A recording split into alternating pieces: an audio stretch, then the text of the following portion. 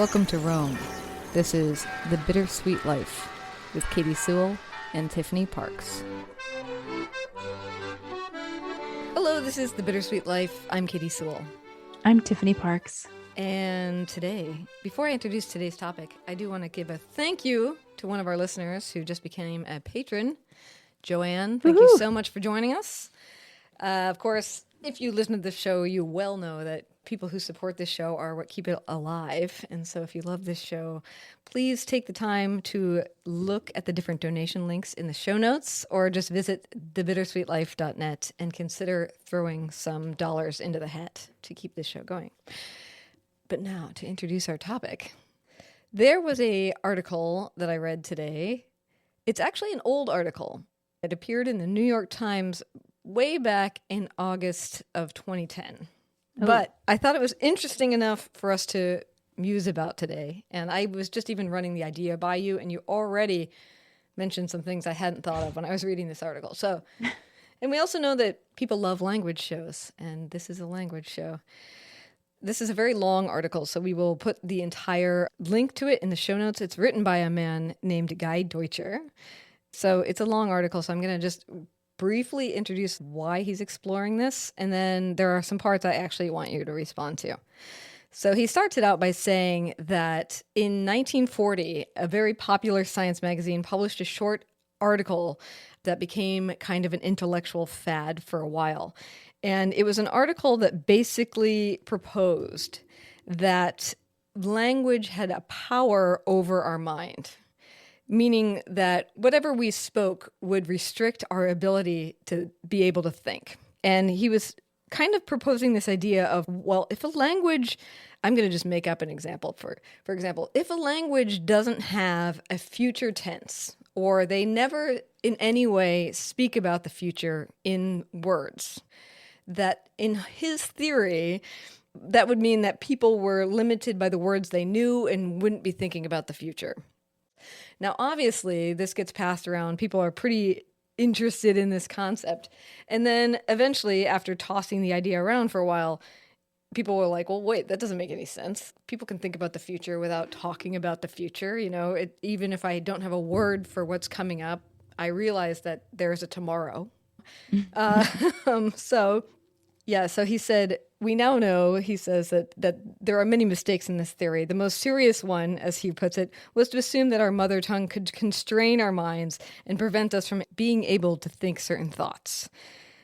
But then they introduced this new concept, which is what I kind of want to talk to you about. He writes, since there's no evidence that any language forbids its speakers to think anything, we must look in an entirely different direction to discover how our mother tongue really does shape our experience of the world. Some 50 years ago, which now would be 62 years ago, Roman Jacobson pointed out a crucial fact about the differences between language in a very pithy maxim. He said, languages differ essentially in what they must convey, not in what they may convey. Okay. It's a little bit of a mental thing. Languages differ essentially in what they must convey and not in what they may convey. This maxim offers us the key to unlocking the real force of the mother tongue. If different languages influence our minds in different ways, this is not because of what our language allows us to think, but rather because of what it habitually obligates us to think about. So interesting. That's the introduction. I'm not going to read all his article, but I'll give you an example that he gives. He says, for instance, if you're a native English speaker, I can say to you, Tiffany, I spent yesterday evening with my neighbor, and I am not compelled to tell you in that statement whether or not the neighbor was male or female. And if you weren't interested and I'm not sharing, it goes no further than that. What'd you do last night? Oh, I hung out with my neighbor.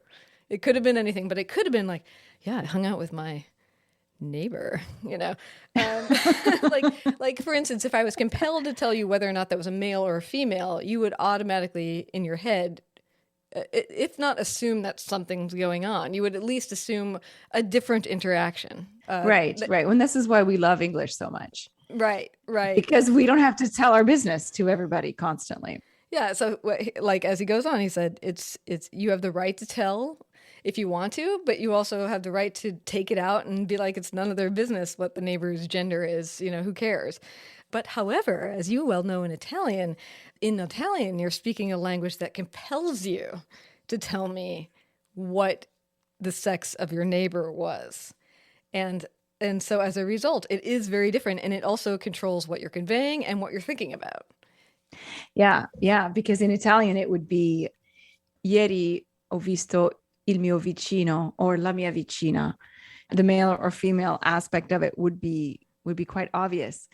And that reminds me that in Italian, I have personally felt compelled to lie on occasion. Not to my husband. We have no secrets. But to my father-in-law, who I don't, I'll just be very honest here. My father-in-law likes to be in people's businesses. Like, he loves to know your business. And especially if you're a member of his family, that he really wants to know your business. And that's just his personality. I try not to criticize, but that's just how he is. So he'll sometimes ask me things. First of all, I might not even want to mention at all what my plans are, whatever they may be. But I have male friends. I happen to have male friends who I'm not romantically involved with. Mm-hmm. I know that's a shocker for some people, but I do. So I might, you're going. Sometimes he has to pick me up from the metro. See, this is where I get put in these situations where he starts to know my business. Sometimes if I take the metro into the city, sometimes he will pick me up from the metro because it's too far from my house for me to walk.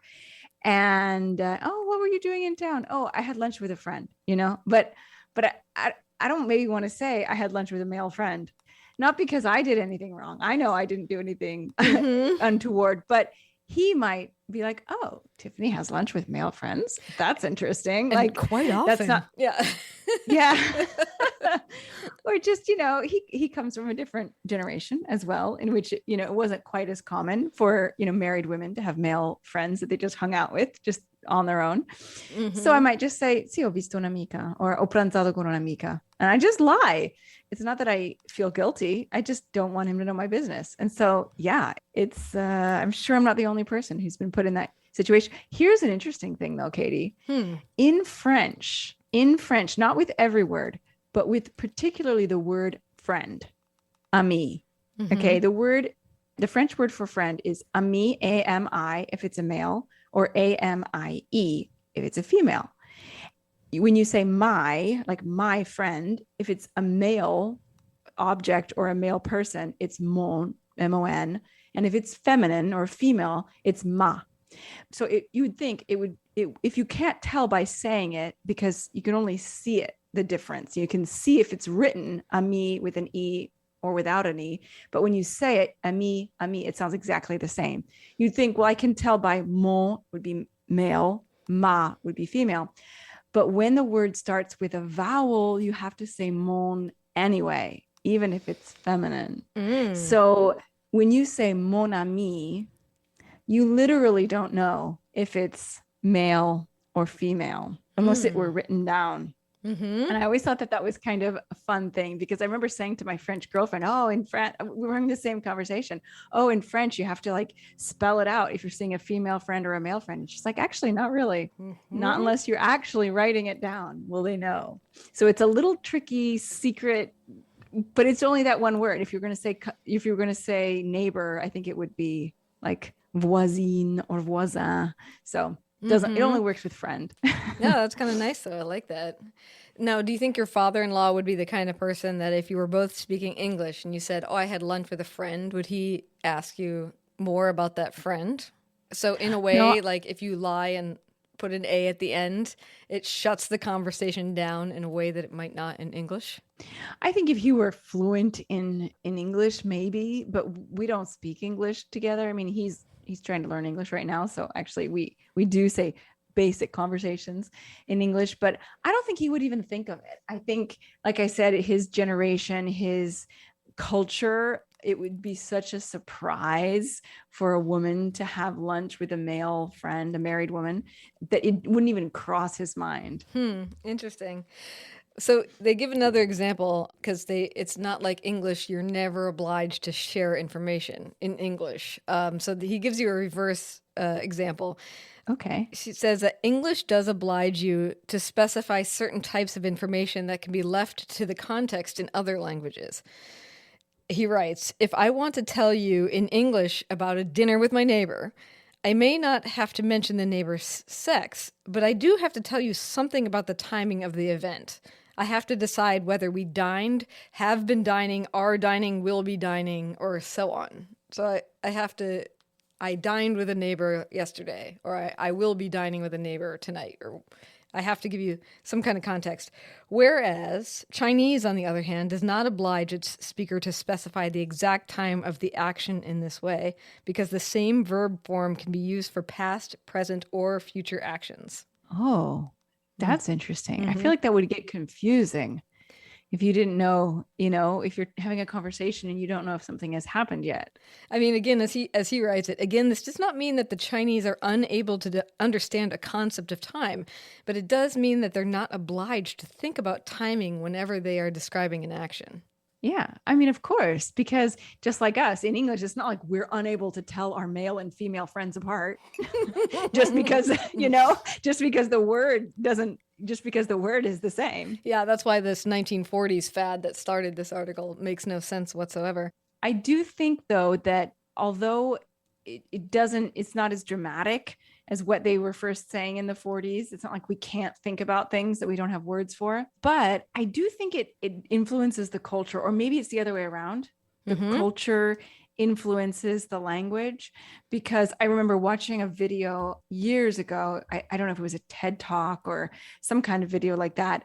It was all about living in the moment. And they were talking about how in Sicilian dialect, there's no future tense, and how people in Sicily really live in the moment. It's not a society, particularly the people who would be speaking dialect. So the less educated and the more working class people still speak the dialect as opposed to, the standard Italian. It's not that they don't know that the future exists. Of course they do. It's just less part of the culture to really plan, to think about tomorrow, to think, what are my actions what are the consequences of this particular action going to be? It's less part of their mental reasoning. Not that they can't think about it, but that it's just the culture is very much like that. So I think there might be a grain of truth to it, but I think it's more of a cultural thing as opposed to like a not being able to mentally reason a concept. Yeah, it's almost like a cultural decision made long ago. That reminds me of another article that I read recently that was basically about young people today, and having lived through COVID and whatnot, a certain sect of young people are rejecting the idea of planning for tomorrow and are saying, well, given what we just went through, I'm 22 years old. What am I saving for retirement for? I'm going to go travel the world, So maybe the culture is shifting. He says, too, that's like when we think about how language affects our mind, part of what he says is that, your speech habits and your knowledge of language is cultivated at such an early age that it's just possible that the patterns that are in the language create a habit of how your mind thinks. Yeah, as he put it, when your language routinely obliges you to specify certain types of information, it forces you to be attentive to certain details in the world. I thought that was a really interesting concept, that if I always need to be able to tell you the gender of either an object or a person, then I might be more attentive to what the object was, for instance, than I might be if I don't need that information. Or if I need it in English, I need to tell you what time of day it happened or when it's going to happen, then I might be more attentive to that idea than I would be if I was speaking something else. But anyway, there's another concept in here that I wanted to touch on before we run out of time, which is exactly this concept of gender, and languages that specify gender, like Italian, and languages that don't. He talked about these various experiments that were trying to get at, like, does an object having a gender affect your mind and how you think about that object? And maybe you'll have some examples. I thought, well, maybe, since you speak both languages, you're on some sort of cusp here. But for instance, he was saying that, like, in German, a bridge is a feminine object. And in Spanish, a bridge is a masculine object. On the other hand, an apple is masculine for Germans, but feminine in Spanish. So anyway, they basically did this experiment where Spanish speakers and German speakers were asked to describe bridges, clocks, and violins And they just described them to have more manly properties. Like they described them as having strength, for instance. Whereas The Spanish. the Spanish. Whereas Germans, who think of bridges, violins, and clocks as a feminine object, tend to think of them more as slender or elegant. Right. As the object. That's so interesting. That's a brilliant idea for an experiment. I would love to read more about that. Yeah, another one you would love this as an experiment. This one I think is even more brilliant than just saying, describe a violin to me. I really love this experiment. They brought in French and Spanish speakers and asked them to perform the human voice over a cartoon. But the cartoon was like, the French speakers saw a picture of a fork. I don't know. I pictured it in my head as dancing around, but a fork. And because fork is a feminine word in French, most of them wanted to speak it in a woman's voice. Oh, hello, but Spanish speakers, for whom the fork is a masculine word, often gave it a very gravelly male voice when the fork came on the screen. I thought that was so even funny. I thought that it was even more fun as an experiment. Actually, it was making you overdub cartoons. I wonder how I would do in those situations, because for me, I think the gender is less ingrained in me because I learned it later. And I have to stop and think. I mean, when I'm talking, I don't always have to think about it, but it's probably the most common mistake that I make in Italian is not that I mistake the actual, like if I'm going to say like il cuscino, for example, the pillow, il cuscino. If I'm saying a very straightforward sentence, dove il mio cuscino, where's my pillow? I'm not going to mistake it.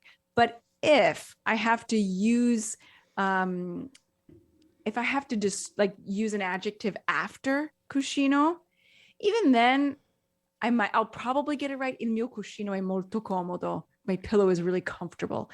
It comes right after. So I'm still thinking, in my head is still going on, okay, cuscino is masculine. Make sure it's masculine. But if I'm doing a more complex sentence like, dove il mio cuscino l'ho perso, I lost it. And that perso has to agree. Like, and it's a new sentence. I might say l'ho persa. And to be honest, I'm much more likely to accidentally say it masculine than accidentally say it feminine. And Aurelio is constantly correcting me on this, constantly. It's the number one thing that he corrects me on. And the most commonly times that it happened is when that word doesn't even have to be said. When I'm using a pronoun, but it's standing in for the word, and then I have to have it agree with either a past participle or an adjective. And when that happens, it makes me realize that I don't have that object. I don't have the gender of that object so ingrained in me as a native speaker would, because I forget. And I really have to concentrate on it. Yeah, that's interesting. But in a totally different type of question, do you think of a pillow as being a boy? No, I don't think it's, I think maybe, like, again, if I had learned these as a child when I was growing up, I might have that feeling. But because I learned it as an adult, they're all inanimate objects to me. I mean, the only thing is like what we use in English, like ship, like a ship is always a her, and a car is usually a her, usually cities. When you talk about a city, you call it a her, but that's an English thing, so no, I really don't. I don't think so. I don't think so. And it's very common for me when it's a word that ends with E in English. In Italian words that end with E can be masculine or feminine. You have to memorize them. And I have a lot memorized. There are a lot that I don't have memorized, and I have to ask someone or look it up. And, I'm constantly getting it wrong. Like il ponte. Ponte ends with E. I happen to know that word is masculine, just like it is in Spanish. But like nave, because I just said ship, I just started thinking nave. Is that feminine or masculine? And I think it's feminine, la nave. But I'm not 100% sure. Like, I'd have to think about it. Yes, and ponte meaning bridge, of course, right? Right. I know Claudio's there because he just popped into your background for a second. He popped in, but he left again. Do you think he'd allow us just from the doorway to do a little experiment with him? Would we, if we asked him to give us the voice of a cartoon fork? What is a fork in Italian? It's forchetta. So very feminine word. Yeah. So could we Yeah. ask him to perform? He's not gonna do that. He's not gonna do that. We could maybe get him to do the like describe this object, but he's not gonna sit and do a cartoon voice. No. Can you No. can you step out and we'll just listen to the empty silence for a second and go ask him to perform the voice of a fork for really quick and see what he does and report back what he does. If he goes feminine, if he does a feminine voice or if he does not. Oh, so I'm not going to tape him doing this. You're not going to tape him. Just go out there and say, if you had to give a voice to a cartoon fork, what would it sound like? All right. Let's see. Okay. We'll wait here.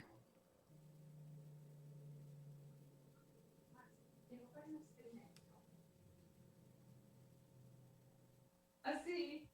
Okay.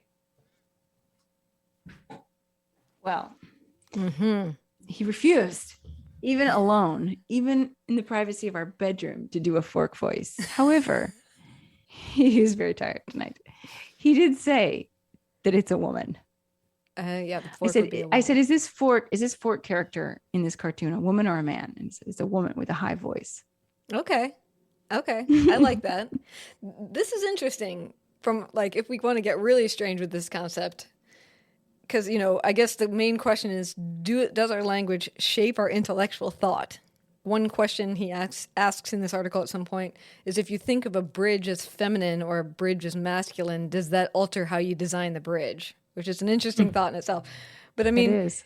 So in English, if I was making a cartoon where there was a fork and a spoon and a knife hanging out on the beach together, I could make those whatever, like the fork could be the masculine, the fork could be the dude, the spoon could be the woman, and the knife could be the dog. I don't know.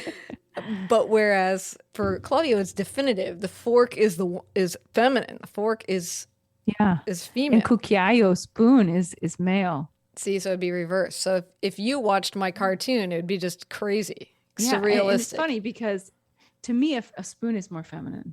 Yeah, I would think so too. As in the shape of it, and a fork is more masculine. But in Italian, it's the other way. It's the other way. I mean, that also brings up another question I wrote down while you were gone. Is since you learned Italian as an adult, and you have to memorize all these genders, is there any words where you really feel strongly that the gender is wrong? Well, seno. Which is what? Seno means like bosom. Breasts, Yeah, so why would that not be? Why is that masculine? I don't know. I feel like that's a word that should be feminine. That's the main one. That's a good one. Yeah, there's a good one. Cuore, there's another one that feels like it should be feminine. Which is what? And it's masculine. Heart. Oh, the heart. Yes. Interesting. And mind. I'm not saying that women are emotional and men are rational, but mente, mind, is feminine. La mente. Whereas I think these two work really well. Il sole, the sun, la luna, the moon. So the sun is masculine and the moon is feminine, which feels right to me. It is interesting, though, that it does put a layer of social commentary on all these objects. Yeah, and then you go into German and you've got a third gender. There's the neutral gender in German. Like, for example, you've got, let's look at my German is so rusty. You've got die Frau, the woman, feminine, der Mann, the man, masculine, and then you've got das Kind, the child, which is neutral. So when you're talking about a child in German, you call it it. You're technically, you refer to a child as an it, which I think is just so harsh. It's interesting. In all of these discussions of gender, people using different pronouns in offices. I don't know if your office in Italy did this, but in one of the offices I work at in Seattle, people will often introduce themselves as, I'm Tiffany Parks, she, her. I came from California. If they're new to the job, things like that. Is any of that happening in Italy, and what does that do for all the gendering of everything? Yeah, that is so. We are definitely not as up on that kind of stuff as you are in the States. I've never heard it in Italy. I know that some people on social media use it, but generally I think expats. Like, I don't know that I've ever seen an Italian write their pronouns in Italian on a social media site of any kind, or on like an email signature or anything like that. I've just never seen it.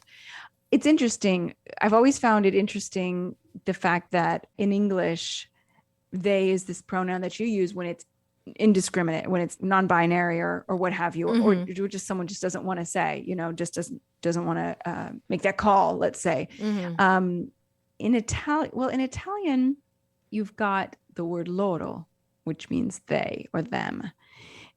And you can say, but it doesn't change whether it's masculine or feminine. It doesn't change, but the pronoun does. So you have to say il loro or la loro, depending, meaning like their friends. If they were all female and you were saying like this group of women, their friends, you'd say, okay, now I'm like, am I even saying this right? No, their friend. Okay. Like there's a group of women and you want to say their friend. Got it. You would say la loro amica.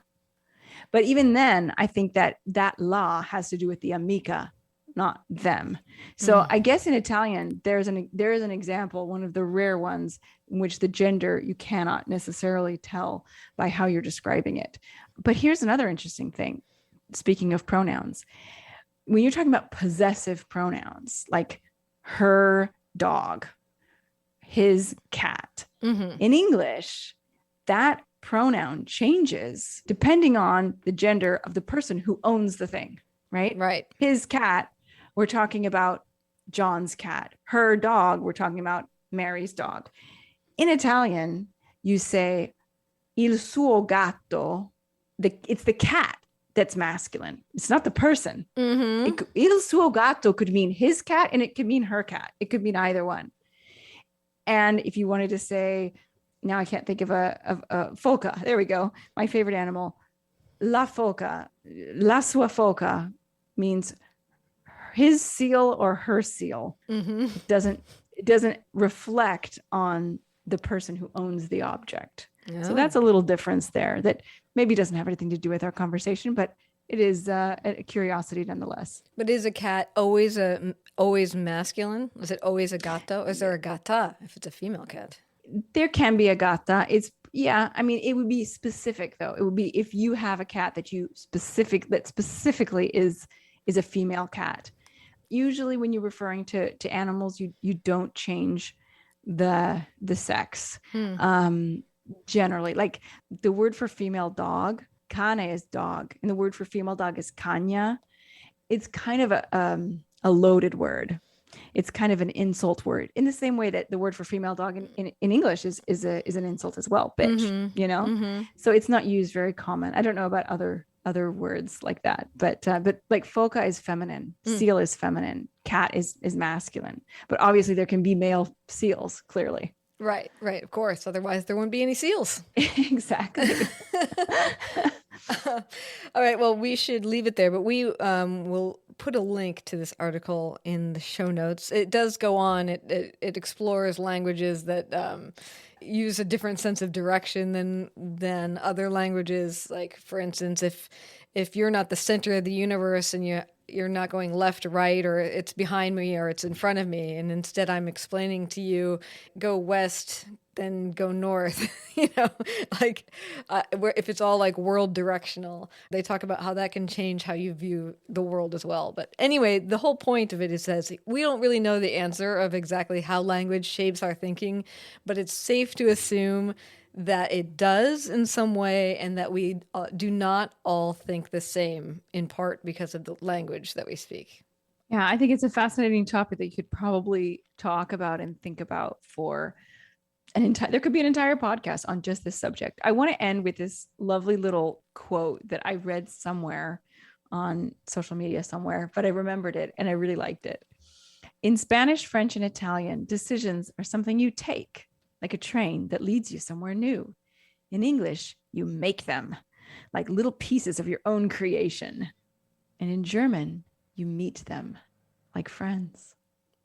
I wonder if that has any cultural implication, because I do feel like in English, it's like, I made this decision, like I did this is me.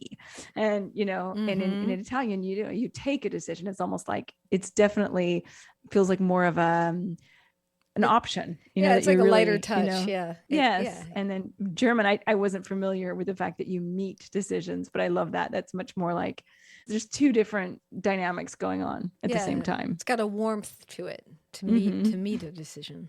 Yeah. I love that. All right. Well, we will leave it there. And next week, we will be launching our Rome series. So we will be spending, I counted it out, Tiffany, we will be spending the entire summer or winter, depending on where you are, in Rome. We will be doing episodes from Rome all the way until September. Wow. That's exciting. Be sure to get any Italiophile friends that you have that may not be listening to the show.